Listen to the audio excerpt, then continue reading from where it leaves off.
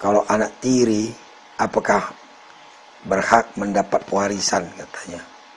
Kita selalu berpatokan kepada hukum, ya. Di undang-undang perkawinan sudah diatur itu. Harta bersama, ya.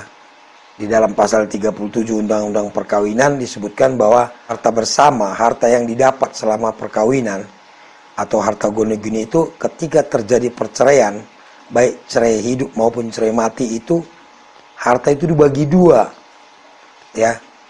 Jadi dengan kasus teman kita ini tadi, ketika kedua orang tuanya meninggal, berarti seluruh harta itu dibagi dua.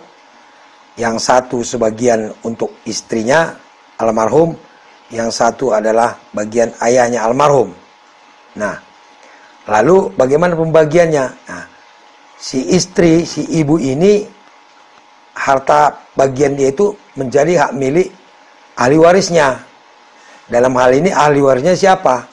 Teman kita ini tadi dan adik-adiknya, ya, adik seibunya. Lalu di pihak ayah, ahli warisnya siapa? Anak bawahan ayah tadi dan adiknya teman kita ini tadi, adik seibunya tadi. Jadi adik ini dia mendapat waris dari kedua orang tuanya.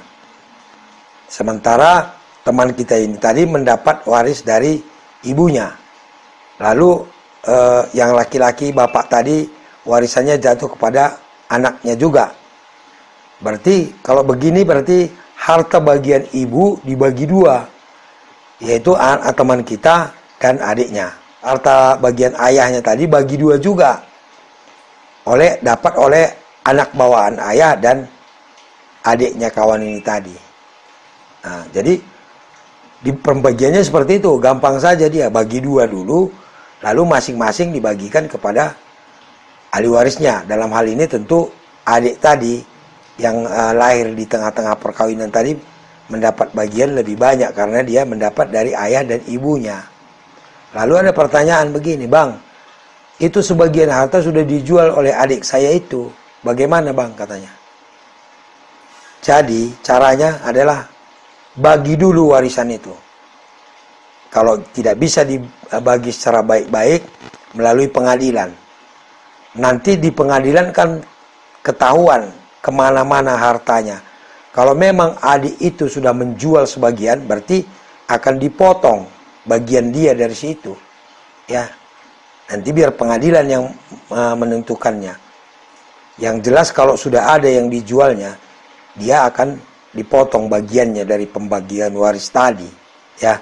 Kalau misalnya pembagian waris berpatokan kepada hukum Islam, ada tersendiri bagian-bagiannya berapa per berapa.